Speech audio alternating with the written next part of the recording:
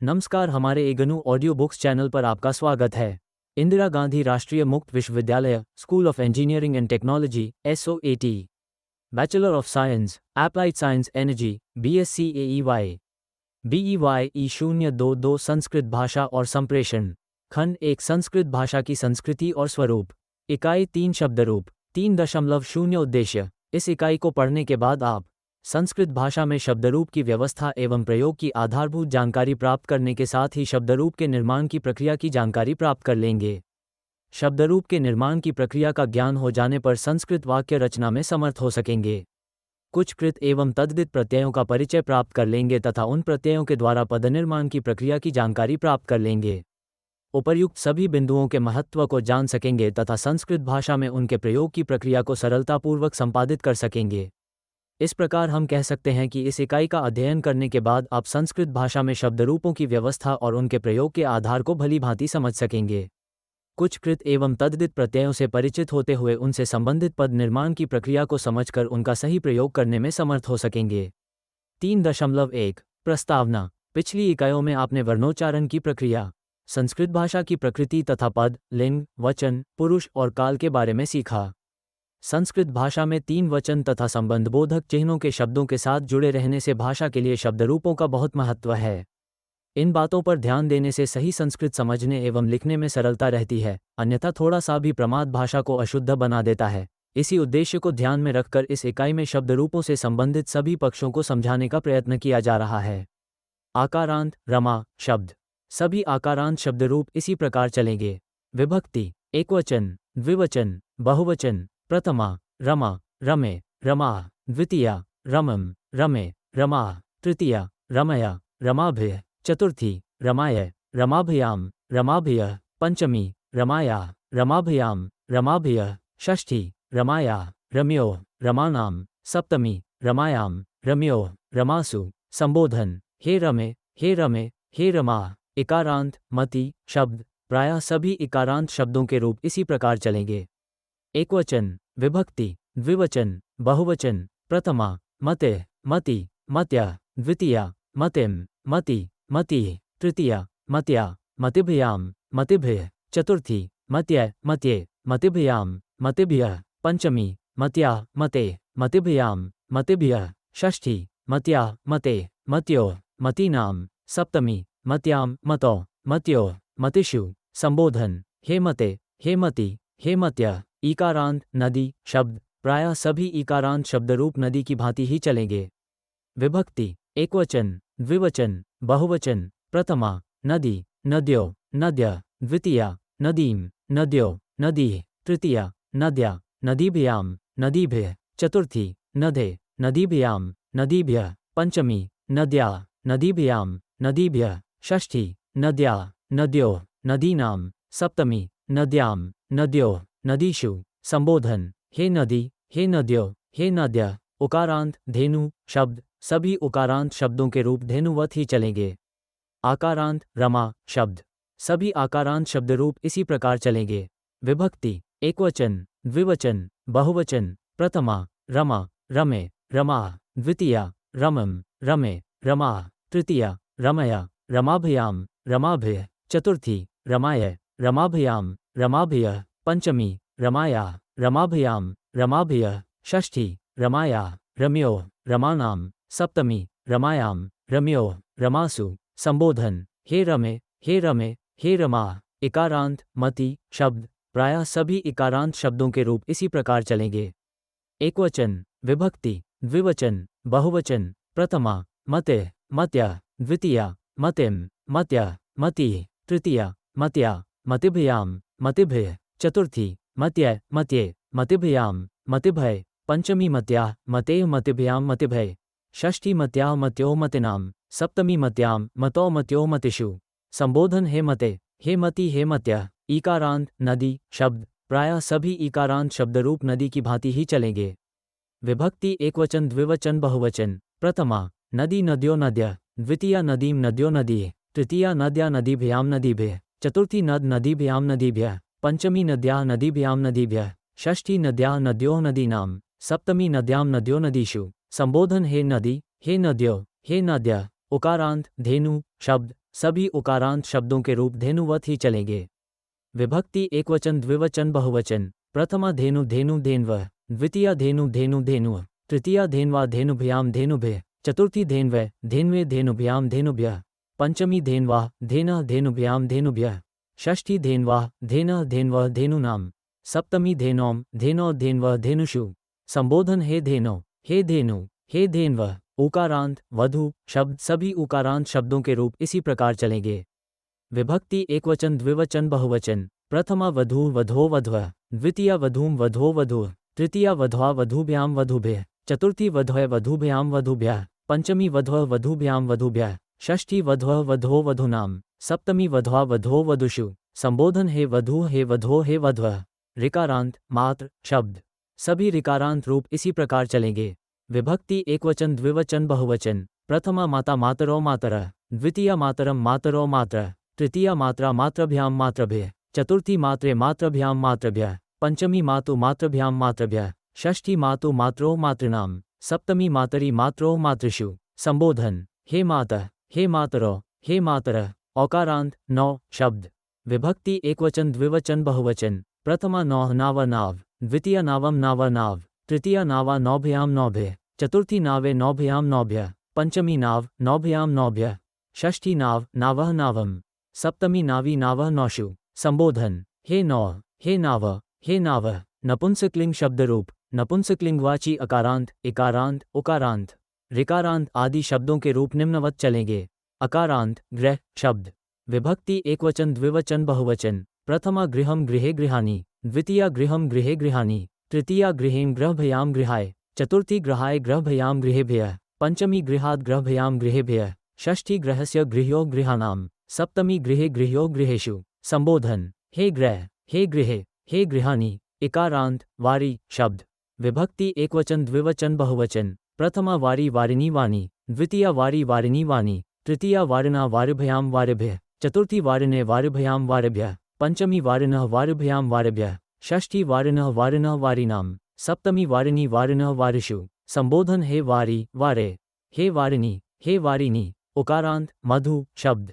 विभक्ति एकवचन द्विवचन बहुवचन। प्रथमा मधु मधुनी मधुनी, द्वितीया मधु मधुनी मधुनी, तृतीया मधुना मधुभयाम मधुभ्यः, चतुर्थी मधुने मधुभयाम मधुभ्यः, पंचमी मधुनः मधुभयाम मधुभ्यः, षष्ठी मधुनः मधुनः मधुनाम, सप्तमी मधुनी मधुनः मधुषु। संबोधन मधु मधौ, हे मधुनी, हे मधुनी। यहाँ तक आपने अजंत शब्द रूपों को देखा। इसी के अनुसार आप उससे मिलते जुलते शब्दों का रूप बनाने में समर्थ हो सकेंगे। अब आगे आपको हलंत शब्द रूपों को उदाहरण के द्वारा समझाया जाएगा। हलंत शब्द व्यंजन वर्णों को हल कहा जाता है। जिन शब्दों के अंत्य वर्ण व्यंजन होते हैं वे शब्द हलंत शब्द कहे जाते हैं। हलंत शब्दों के रूप साधारणतः विभक्तियां जोड़ने पर बन जाते हैं और संधि नियमों का पालन भी करना होता है।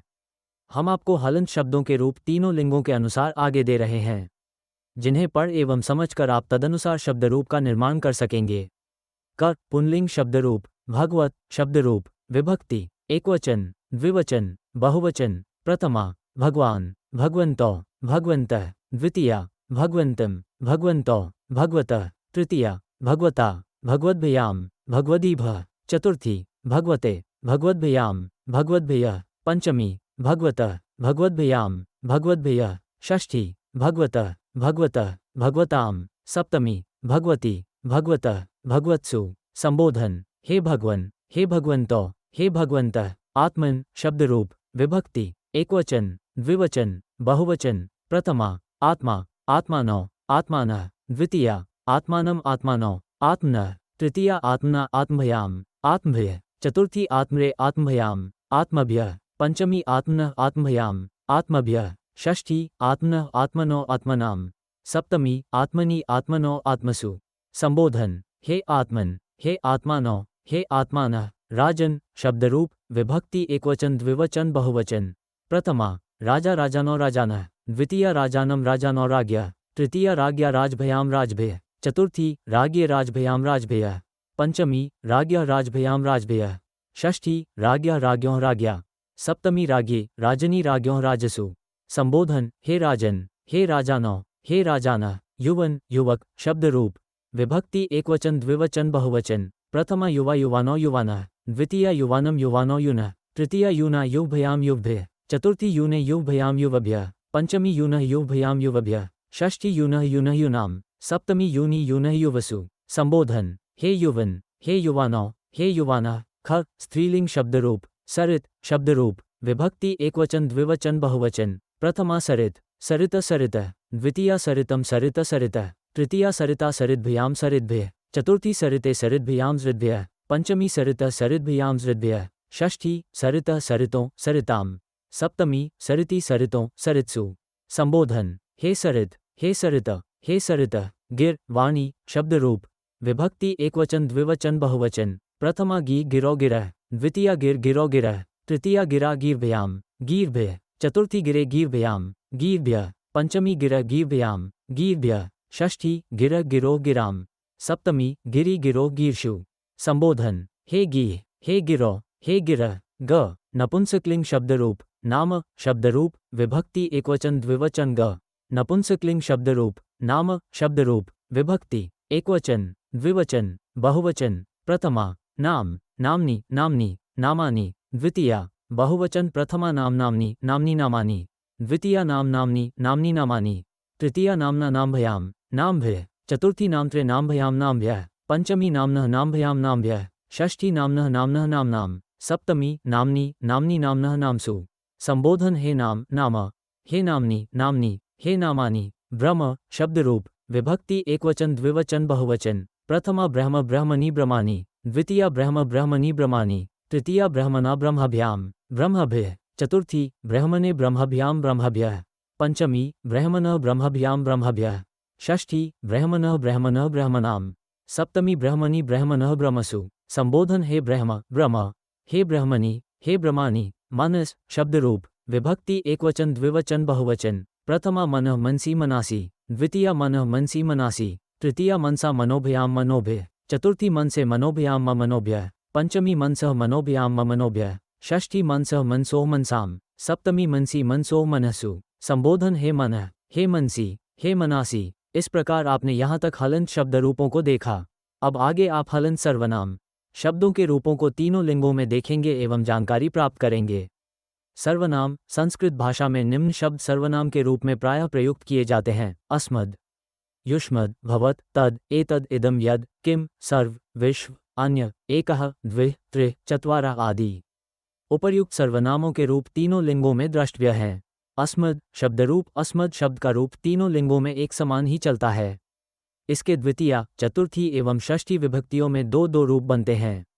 इनका प्रयोग विशेष अवस्था में अथवा पद्यों में होता है, अतएव इसका ज्ञान आवश्यक है।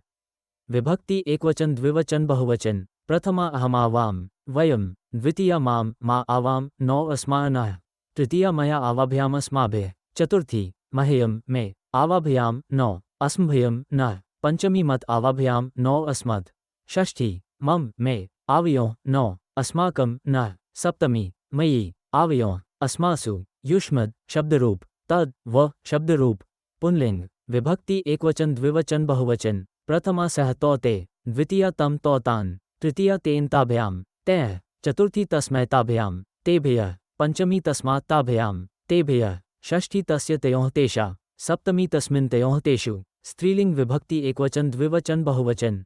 प्रथमा सा तेता, द्वितीया ताम तेता, तृतीया तया ताभ्याम ताभ्यः, चतुर्थी तस्यै ताभ्याम ताभ्यः, पंचमी तस्याः ताभ्याम ताभ्यः, षष्ठी तस्याः तयोः तासाम, सप्तमी तस्याम तयोः तासु। नपुंसकलिंग विभक्ति एकवचन द्विवचन बहुवचन। प्रथमा एतते एते एतानि, द्वितीया एतते एते एतानि, शेष तृतीया से सप्तमी विभक्ति तक के रूप पुंलिंग के समान चलेंगे। यद का रूप भी इसी प्रकार चलेगा। विभक्ति पुंलिंग स्त्रीलिंग नपुंसकलिंग। प्रथमा एक एका एकम, द्वितीया एकम एकाम एकम, तृतीया एकेन एक या शेष पुंलिंग, चतुर्थी एक स्मै एक से की तरह, पंचमी एक स्मात् एक स्या, षष्ठी एक स्या एक स्या, सप्तमी एक स्मिन् एक स्याम। द्वि शब्दरूप इसके रूप केवल द्विवचन में ही चलेंगे। विभक्ति पुंलिंग स्त्रीलिंग नपुंसकलिंग। प्रथमा द्वो द्वे द्वे, द्वितीया द्वो द्वे द्वे, तृतीया द्वाभ्याम शेष रूप पुंलिंग के, चतुर्थी द्वाभ्याम पुंलिंग के समान, पंचमी द्वाभ्याम समान चलेंगे। षष्ठी द्वो, सप्तमी द्वो, त्रि तीन शब्दरूप इसके रूप केवल बहुवचन में ही चलेंगे। विभक्ति पुंलिंग स्त्रीलिंग नपुंसकलिंग। प्रथमा त्रयः तिस्रः त्रीणि, द्वितीया तिस्रः त्रीणि, तृतीया त्रिभ्यः त्रिसृभ्यः शेष रूप। चतुर्थी त्रिभ्यः तिसृभ्यः पुंलिंग की तरह चलेंगे। पंचमी त्रिभ्यः तिसृभ्यः, षष्ठी त्रयाणाम तिसृणाम, सप्तमी त्रिषु तिसृषु। इस प्रकार यहाँ तक आपने विभक्ति के अनुसार शब्द रूप की प्रक्रिया की जानकारी प्राप्त की। इस प्रक्रिया को भली भांति समझने के बाद आप शब्द रूप निर्माण की प्रक्रिया में सक्षम हो जाएंगे। ये प्रक्रिया सुव्यवस्थित हो, इसके लिए आगे कुछ अभ्यास दिए जा रहे हैं। 3.3 शब्द रूपों के आधार पर वाक्य रचना। संस्कृत एक संश्लिष्ट भाषा है। संश्लिष्ट शब्द से अभिप्राय है कि जिस प्रकार हिंदी अथवा अंग्रेजी में को, ने, से, पर इत्यादि पदों के लिए अलग शब्द अथवा इनका अलग प्रयोग टू राम इक्वल्स राम को बाय राम इक्वल्स राम के द्वारा आदि लिखा जाता है, संस्कृत में इसके लिए विभक्त्यंत पद रामम, रामेन आदि प्रयोग किए जाते हैं। इसी तरह 3 वचन होने के कारण अनुवाद आदि करते समय 2 व्यक्तियों अथवा वस्तुओं के लिए द्विवचन के प्रयोग का ध्यान रखना चाहिए। इन्हीं बिंदुओं को ध्यान में रखते हुए नीचे कुछ वाक्य दिए जा रहे हैं। इनको ध्यान से पढ़ने पर आप शब्द रूपों के प्रयोग में सावधान रह सकेंगे। 1. वह जाता है, सह गच्छति। 2. वे दोनों पढ़ते हैं तो पठतः। 3. वे सब खेलते हैं, ते क्रीणति। 4. तुम घर को जाते हो, त्वं गृहं गच्छसि। 5. तुम दोनों विद्यालय से आते हो, युवाम विद्यालयात् आगच्छतः। 6. तुम सब अखबार पढ़ते हो, इक्वल्स यूयं समाचार पत्राणि पठत। 7. मैं गुरु को प्रणाम करता हूँ, अहम गुरु प्रणमामि। 8. हम दोनों घर से दूर जाते हैं, योजक चिन्ह डॉट आवाम गृहात् दूर गच्छावः। 9. हम सब मिलकर खेलते हैं, वयम सवे मिलित्वा क्रीडामः। 3.4 कुछ कृत एवं तद्धित प्रत्ययों का परिचय एवं प्रयोग। इसमें कुछ कृत एवं तद्धित प्रत्ययों के प्रयोग से संबंधित विषय की जानकारी विस्तृत रूप से दी जा रही है, जिससे आप भली भांति परिचित हो सकेंगे। घन घन प्रत्यय का प्रयोग भाव अर्थ में होता है, इसका अ शेष रहता है। क घन प्रत्ययांत शब्द उपसर्गों के साथ बहुप्रचलित हैं, जैसे अभिलष घन इक्वल्स अभिलाषः, चुर घन इक्वल्स चोरः, भज इक्वल्स भागः। ख एनवुल एनवुल प्रत्यय का प्रयोग कर्ता या करने वाला के अर्थ में होता है, एनवुल के स्थान पर अक हो जाता है। ये कर्ता के अनुरूप तीनों लिंगों में प्रयुक्त होता है, जैसे कृ एनवुल अक इक्वल्स कारकः, धृ एनवुल अक इक्वल्स धारकः, गण एनवुल अक इक्वल्स गणकः। ल्यूट इस प्रत्यय से भावाचक शब्द बनाए जाते हैं। ल्यूट को अन हो जाता है, धातु को गुण होता है। ल्यूट प्रत्ययांत शब्द सामान्यतया नपुंसकलिंगवाची होते हैं, जैसे कृ ल्यूट इक्वल्स करणम, कृष ल्यूट इक्वल्स कर्षणम, ची ल्यूट इक्वल्स चयनम, ड ल्यूट इक्वल्स दोहनम। तुमु तुमु प्रत्यय का प्रयोग को या के लिए के अर्थ में होता है, इसका तुम शेष रहता है, तुमु प्रत्ययांत अव्यय होता है, अतः इसके रूप नहीं चलते हैं। जैसे कथ तुमुर इक्वल्स कथितुम प्रत्यय होगा, अन्यथा कत्वा प्रत्यय का प्रयोग होगा, ये अव्यय होते हैं, अतः इनके रूप नहीं चलते हैं। जैसे अर्चत्वा ल्यप इक्वल्स अर्चित्वा समर्च्य, कृष्टवा ल्यप इक्वल्स कृष्टवा आकृष्य। इस प्रकार आपने यहाँ तक कृदंत प्रत्ययों के योग से बनने वाले शब्दों की निर्माण प्रक्रिया की जानकारी प्राप्त की। अब आगे आपको तद्धित प्रक्रिया के बारे में बताया जाएगा। तद्धित जिन प्रत्ययों को संज्ञा, सर्वनाम और विशेषण आदि से जोड़कर कुछ और अर्थ भी निकाला जाता है, उन प्रत्ययों को तद्धित प्रत्यय कहते हैं। जैसे संज्ञा शब्द अदिति में अन्य प्रत्यय जुड़कर आदित्य शब्द बनता है, जिसका अर्थ है अदिति की संतान। इस प्रकार तद्धित शब्द का अर्थ है विभिन्न अर्थों में काम आ सके। इसके प्रयोग इस प्रकार हैं। 1. ऐसे प्रत्यय जो अपत्यार्थक, जिन प्रत्ययों को संज्ञाओं में जोड़ने पर अपत्य अर्थात संतानपरक अर्थ का बोध होता है, उन्हें अपत्यार्थक प्रत्यय कहा जाता है। जैसे अश्वपति इक्वल्स आश्वपतम, कन्या इक्वल्स कानीन, कुरु अन्य इक्वल्स कौरव्य, पंचाल अन इक्वल्स पांचाल। रक्ताद्यर्थक जो प्रत्यय रक्त अर्थात रंगा हुआ आदि अर्थों का बोध कराते हैं, वे रक्ताद्यर्थक प्रत्यय कहलाते हैं। 1. कषायन रक्तम अर्थ में वर्णवाचक पद कषाय से अप्रत्यय होकर काषाय बना। 2. इंद्रो अस्य देवता अर्थ में इंद्र इक्वल्स ऐन्द्रम। 3. काका नाम समूह अर्थ में काक इक्वल्स काकम। 4. तदधीते तद्वेद अर्थ में व्याकरण अव्याकरण इक्वल्स चातुर्थिक, इसमें उसने बसाया, इसमें है उनका निवास, एवं उससे जो दूर नहीं है। इन 4 अर्थों में अ आदि प्रत्ययों का विधान किया गया है, इसीलिए इसे चातुर्थिक कहते हैं। ये चारों अर्थ देश के लिए ही प्रयुक्त होते हैं। जैसे 1. उदुम्बरा सन्ति अस्मिन् देशे अर्थ में उदुम्बर इक्वल्स औदुम्बरः। 2. कुशाम्बिन निर्वृता नगरी अर्थ में कुशाम्ब इक्वल्स कौशाम्बी। 3. शिबीना निवासोद्देश्य, अर्थ में शिबी इक्वल्स शैबह। घ 4 विदिशाया अदूर्भव नगर, अर्थ में विदिशा इक्वल्स वैदिशम। शैक्षिक, जिन अर्थों का उल्लेख अपत्यार्थक, रक्ताद्यर्थक एवं चातुर्थिक में नहीं हुआ है, ऐसे अर्थों को शेष कहा जाता है तथा उन अर्थों में होने वाले प्रत्ययों को शैक्षिक प्रत्यय कहा जाता है। इसमें मुख्यतया जातः प्रायभव संभूतः भवः आगतः प्रभवति अभिनिष्क्रमण प्रोक्तम तस्येदम सोस्य निवास जाता है आदि अर्थों में होने वाले शैक्षिक प्रत्ययों का वर्णन है। इन सभी अर्थों में सामान्यतः अ प्रत्यय प्रयुक्त होता है। इस प्रकार आपने इस प्रकरण में कुछ कृदंत एवं तद्धित प्रत्ययों का परिचय एवं प्रयोग की जानकारी प्राप्त की। 3.5 सारांश। इस इकाई में आपने शब्दरूप व्यवस्था की जानकारी प्राप्त की। इसके पश्चात आपने शब्दरूप के आधार पर वाक्य रचना की पद्धति का ज्ञान प्राप्त करते हुए कुछ कृत एवं तद्धित प्रत्ययों का परिचय एवं प्रयोग की जानकारी प्राप्त की।